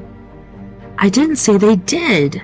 I didn't accuse anyone because that would be slander or libel, or one of them. I'm just telling you what's possible. Such as? Well, she seemed to hesitate, thinking about it. Well, maybe she was about to blow the whistle, or whoever made the film. To what end? It's not against the law to make pornographic film these days. But couldn't it be a cover for something else? Some other kind of crime? Well, sure it could, but let's back up a minute and let me play devil's advocate here. You told me the cause of death was undetermined, which means the coroner's office couldn't say with any certainty what she died of, right? Reluctantly. That's right. Well, how do you know she didn't have an aneurysm or a stroke or a heart attack? With all the allergies she suffered, she might have died from anaphylactic shock. I'm not saying you're wrong, but you're making a big leap here without a shred of proof. I understand. I guess it sounds crazy to you, but I know what I know. She was murdered. I'm absolutely sure of it. But I can't get anyone to listen. And what am I supposed to do? I'll tell you something else. She had quite a lot of money at the time she died. How much? Close to $500,000 worth of stocks and bonds. She had some money in CDs, but the bulk was in securities. She had 5 or 6 different savings accounts, too. Now, where'd she get that? How do you think she acquired it? Maybe somebody paid her off to keep quiet about something? I studied the woman, trying to assess her power of reasoning. First, she claimed her daughter was being blackmailed or coerced. Now, she was suggesting she was guilty of extortion. I set the issue aside temporarily and shifted my focus. How did the police react to the tape? Dead silence. I said, Janice. Her expression was stubborn. I didn't take it to them. I wouldn't even show it to Mace because he'd die of embarrassment. Lorna was his angel. He'd never be the same if he knew what she'd done. She picked up the tape and put it back in her paper bag, folding the top down protectively. I don't want to, but I'm going to have to put a marker right there and highlight where I left off so I don't reread stuff, but oh my. I'm actually really enjoying this book, and I hope you are too, but and I was kind of like not sure if I'd like it, but I really do. So I'm glad this was the next in lineup because it's pretty exciting. So on this music break, boys and girls, we have once again our girl, Miss Mia Savage, with her group or band, Antidote for Savages, with one of my favorites. Man, I gotta turn this down. It's like hot. This mic is hot. Bury Me in Heaven, Not a Phase, Singing to Your Grave, and The Bottom Line. Don't go anywhere. We'll be right back after this music break.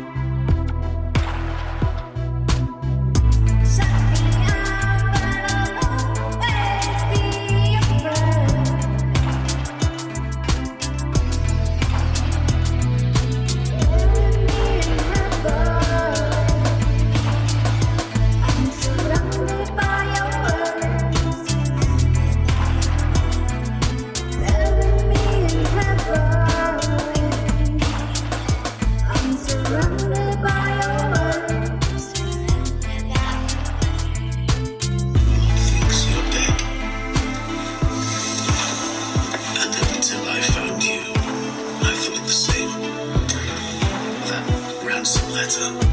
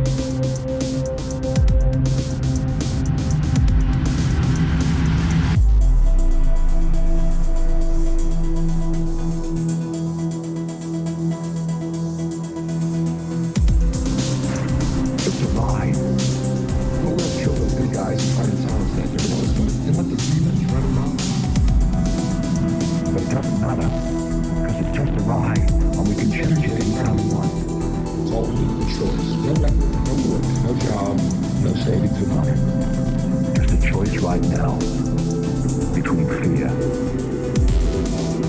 and love.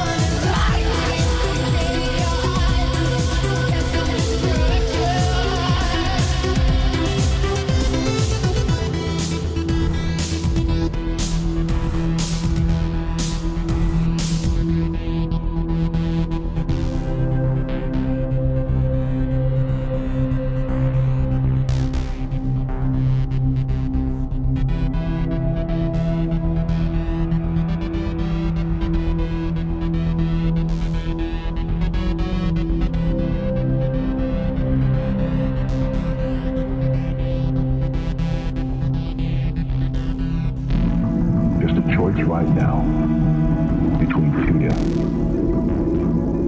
and love.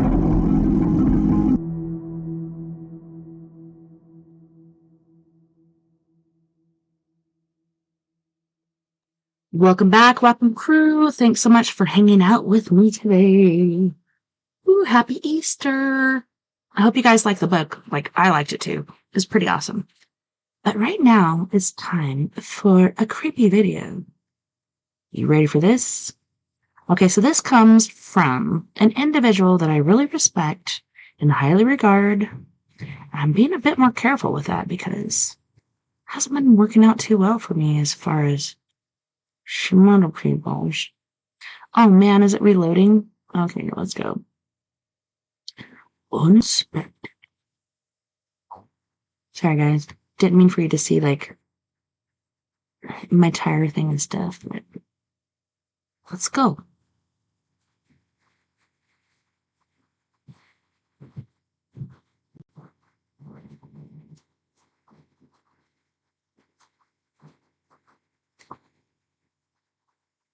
Loading, loading, loading. Get that video loading.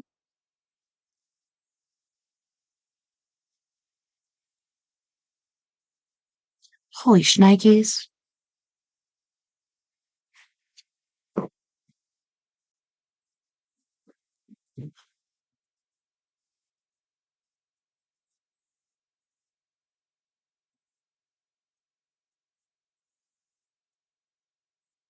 Hmm.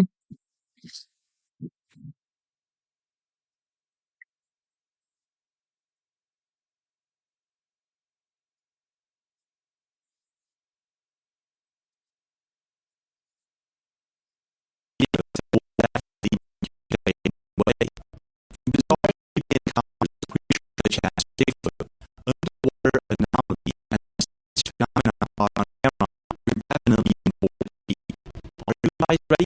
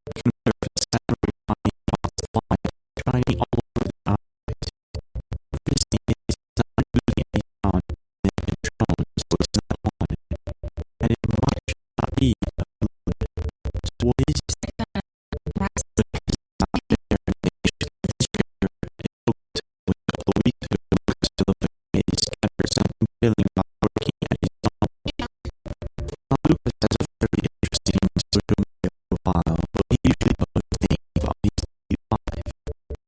That actually nothing to do with the serious strange technology, but a more specific occasion. Lucas noticed something really strange. She snapped to him, related to her dog, and it's what he saw.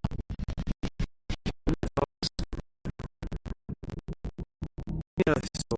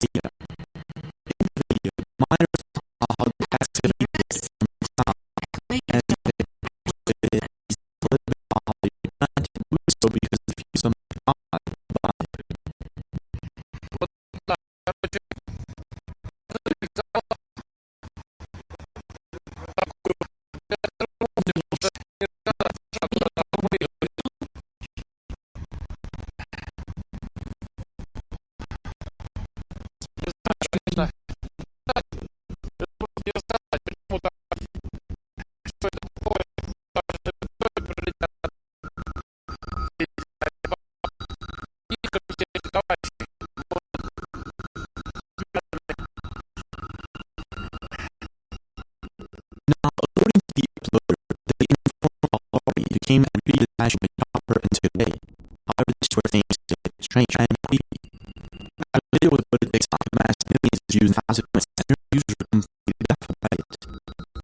Some at the time, the size of the bush of that positive enough, are the same and man around it, that the face looks real not hard, and this might actually not be just a statue, but most likely some sort of petrified angel. Others think there is, but listen to the video will lead to actual finds, because of an angel doing an excavation. There were even some neighbors suggesting that the statue actually moves for a moment at a time.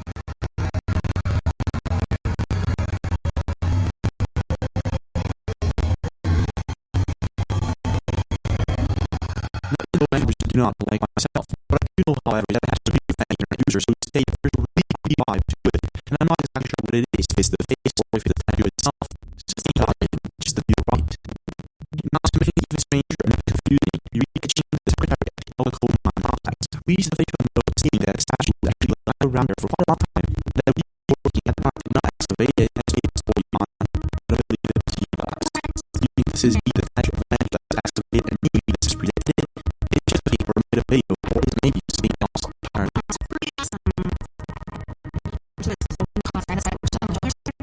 No, I don't know about you, but going all alone late at night in the woods isn't exactly the best idea, unless of course you are very experienced camper, or making it happen, or getting lost in the woods and face basically that is and you mean Liz O'Donnell. Then there are a number of people out there who would include another thing that would be a face with a Sasquatch foot creatures all over the world. There are thousands of those encounters with this tall humanoid being people call Sasquatch or Bigfoot. And to be honest, there is little to no proof of it, but the little proof there is enough for us to scratch our heads and keep it away at night.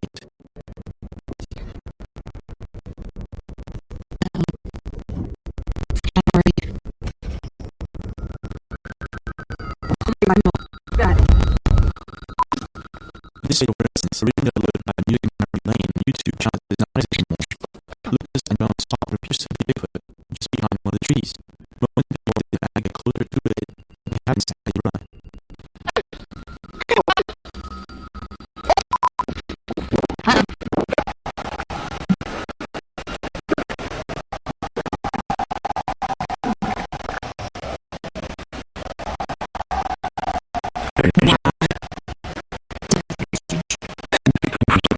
Rickens lives at a home in North Japan known as Sasquatch. He is in constant search for what he calls his Sasquatch people. And mostly all of his videos are him in the woods camping in search for evidence of the existence of these creatures. Now, I would say that in some videos, Bruce was able to capture some compelling evidence. In this specific video that we're about to watch, Chris was annoyed by something he heard late at night in his campsite. He leaves the campsite for just a brief moment to check their surroundings. And this is what happens.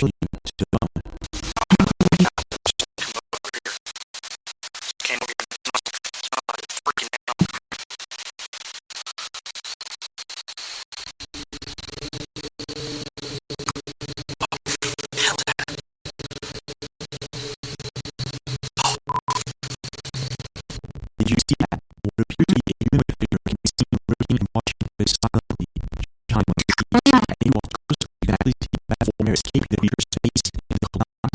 That's when Chris realized that he's not alone and that he can watch and he can find out as fast as possible.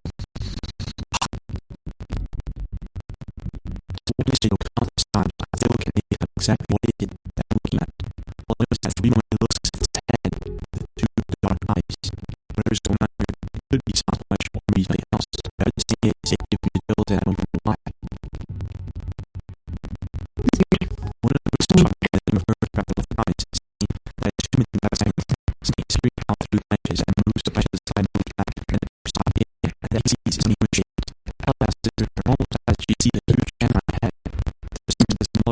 is just higher up in the tree. What do you think is going on here?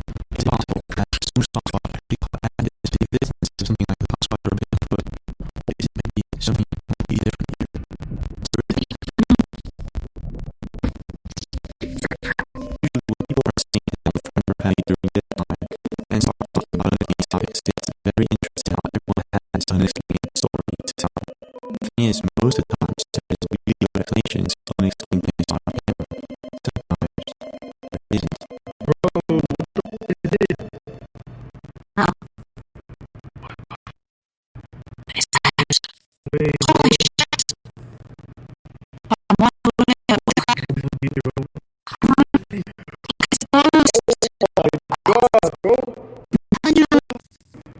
It's a freaking ghost, man. People are asking us, it's ghost.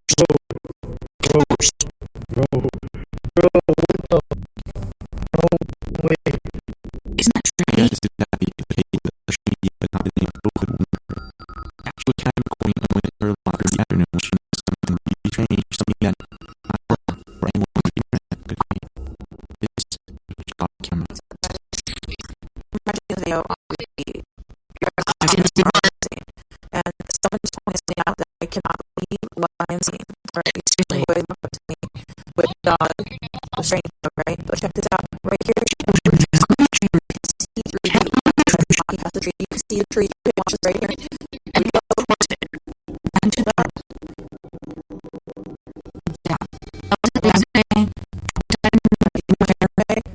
right there, you see the tree.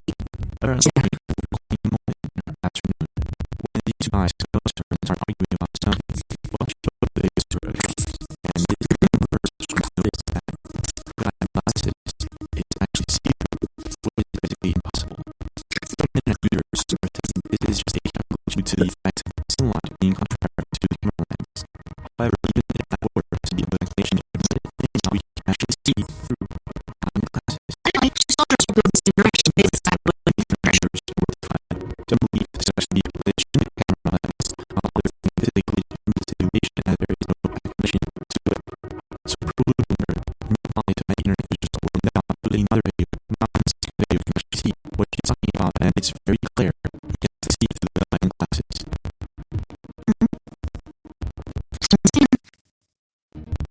The internet user will completely baffled as to some stats is actually in the matrix. I'm not too sure about this. It's actually possible that we're living inside a digital age, and that this video is this such thing, or is it maybe just a camera illusion, or maybe something else? videos like that. It did not go into information. Makes no sense to me. So sorry, just 2014, biologists launched a land effort to groundbreaking research to explore other animals, including dogs, and see ultraviolet way works. Their findings were very interesting to say the least. Concluded that certain animals, including dogs and cats, are capable of perceiving frequencies invisible to the human eye. This discovery not only expanded for understanding of animal vision, but also of fascinating speculations about what these creatures might be seeing.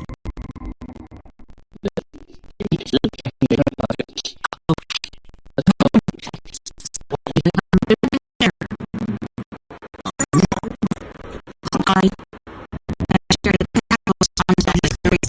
Creatures such as actually access to realms beyond our perception, mentally glimpsing into dimensional realities unseen by humans. Some speculate that these animals could be sensitive to phenomena such as those or paranormal events. Clear in my living room again, right over that chair moved the other night, and I don't know, there's an electric going on. What was that?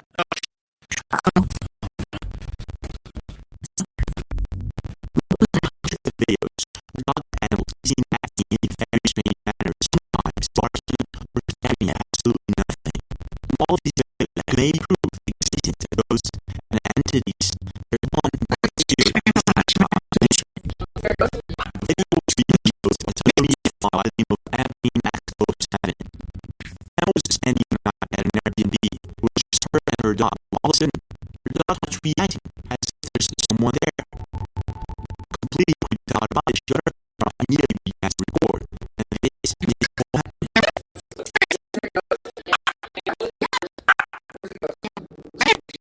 You see what's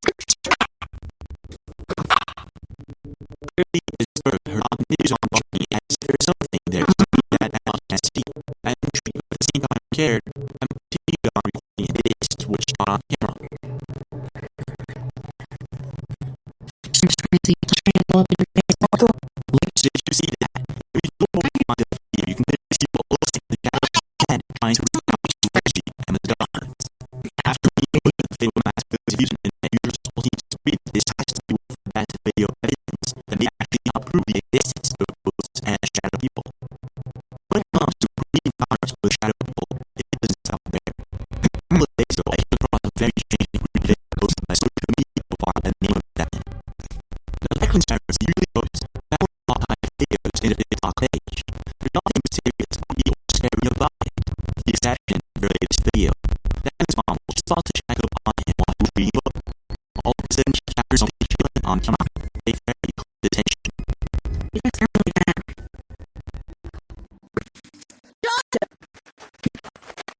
Oh shit. Do you mind coming back? I didn't see that. Hello?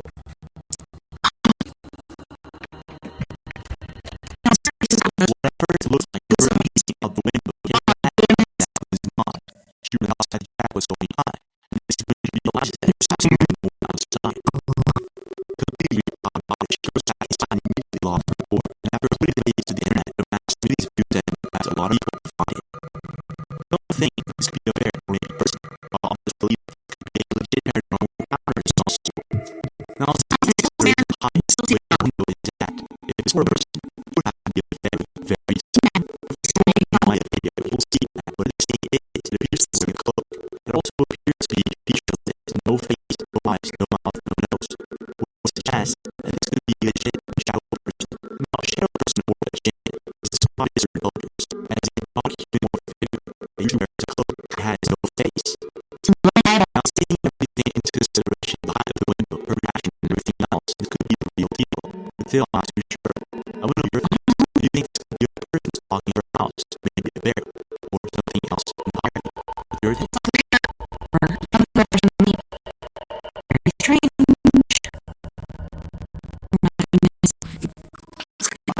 Whenever I drive along the coastline, it's always a huge to know how fast it is and how much of it is still unknown.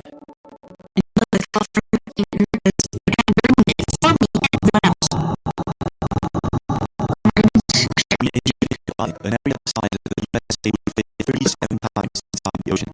That's not a lot of space to cover. And as far as we have covered only 20% of it. Inside Asia, the ocean isn't just the home of five that began 3.5 billion years ago. It's also home to many mysterious and unexplained accounts and stories of strange things that live beneath it. But apparently, you need to go back to find yourself in this would be a very strange and unexpected situation. I've seen that before. So, fishermen on the bridge or beach. As you can see in the very shallow area, very popular as a surfing spot. Usually you'll never find divers or something like that in this specific spot on the beach. This is precisely where a couple of fishermen were a few weeks ago. They found something really strange in the water. Check this out.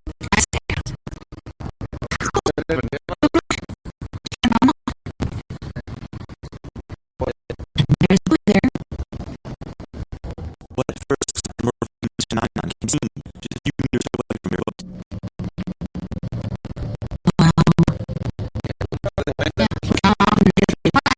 Close to figuring out exactly what this thing is, the two fishermen now approach this mysterious luminous object carefully.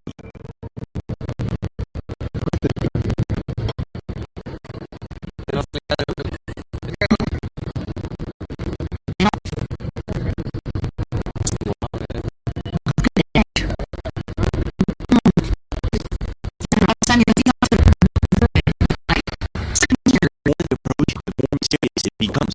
It's not algae. It's not something they had ever seen before. It's not completely baffled. The two fishermen decided to follow this thing around. And something's really quick. They're algae. They're different. They do glow. They have that ultra-luminescence. There's even planets on Earth that do that. And like storms, sometimes between centuries, 34 years or whatever, month. This isn't attached. This is weird. Really weird. Just a little bit more. And this is what happens next to Jason.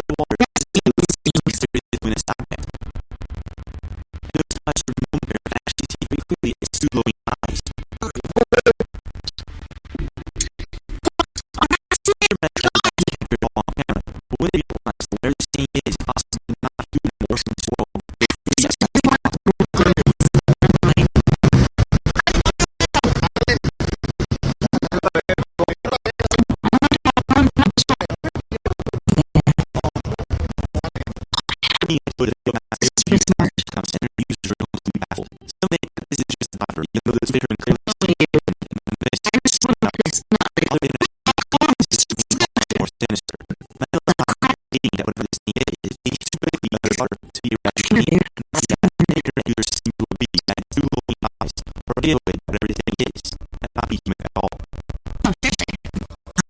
So whatever is going on here, this is obviously not just the regular cipher. It might just be something else entirely. But what? This object is what a human figure. Is it a human being? Or is it maybe something else? Being a least object is exactly the easiest of jobs. That we can all be and whose job has to at all. After all, it's the nature of the job. So exposed particularly as the America has to offer.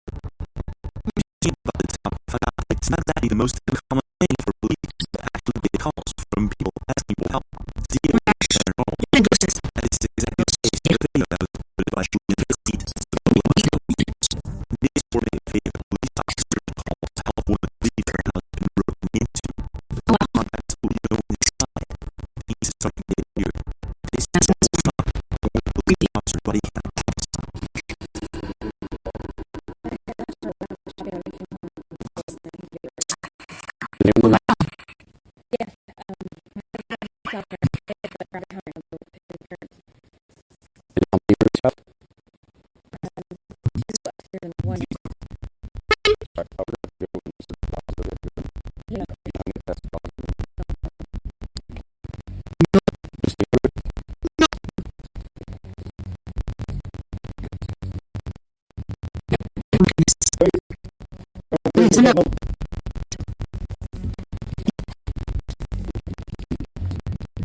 This really, I don't know if it's happened 23 years ago, and I heard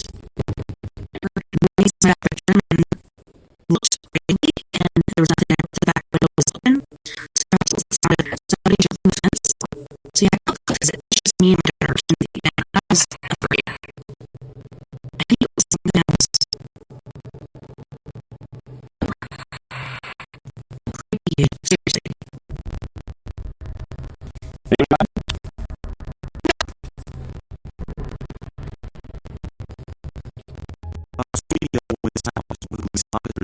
Face with this situation after the workers were possible and shut by the town. This way, popular stoppage will be these officers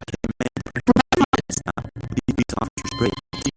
Don't time this is what happened next at this time.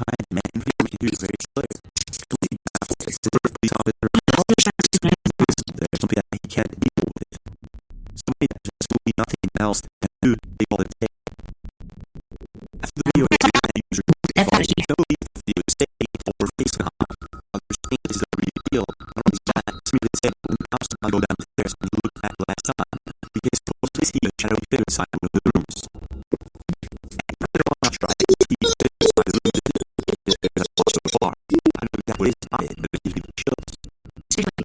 When do you have to just keep it in the right and ask to prove their existence?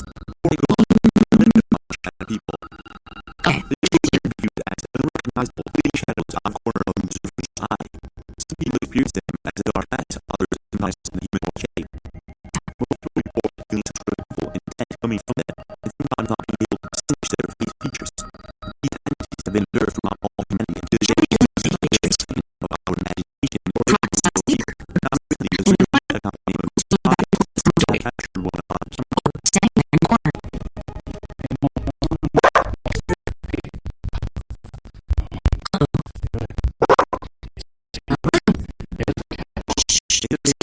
project appears to capture a shadowy figure sitting on his top.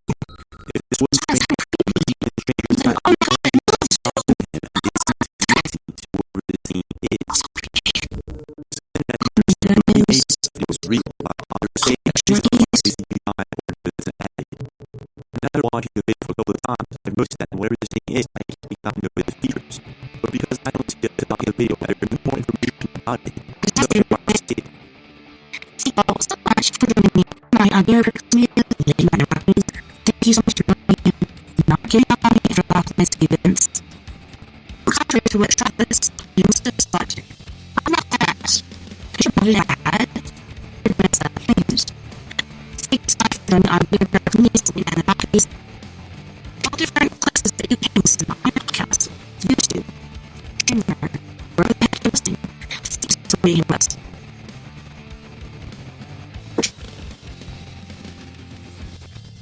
It's just me that the music sounds kind of slow. I'm weird. Please, share yourselves. Let's talk about this. So that we know what's all right now.